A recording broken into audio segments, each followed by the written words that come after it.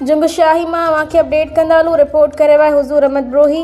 Chief secretary Sindh Asif Haider Shah union council Jungshahi ज़िले ठट्टो ऐं आवारा कुतनि जो वधंदड़ तादाद ऐं मासूम ॿारनि ते हमलनि जी ख़बरुनि ऐं इतलाउनि ते सख़्तु नोटिस वठी छॾियो आहे।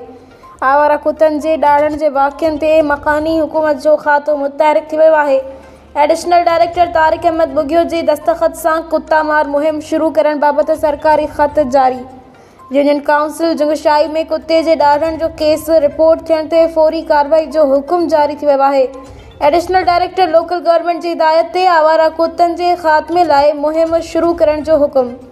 सभिनी म्यूनिसिपल ऐं टाउन कमेटियुनि खे आवारा कुतनि जे ख़ात्मे जी मुहिम फौरी शुरू करण जी हिदायत।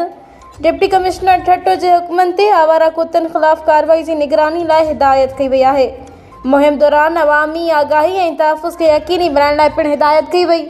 मकानी हुकूमत खाते समूरी यूनियन काउंसिलुनि सां हफ़्तेवार रिपोर्ट तस्वीरुनि समेत तलब करे वरिती आहे। आवारा कुतनि जे ख़ात्मे वारी मुहिम जे अॻभराई रिपोर्ट लाॻापियल खातनि ॾांहुं मोकिलण जी हिदायत। पोलियो मुहिम दौरान सिहत जे अमली ऐं अवाम जी हिफ़ाज़त खे यकीनी बणाइण ते पिणु ज़ोर ॾिनो वियो आहे।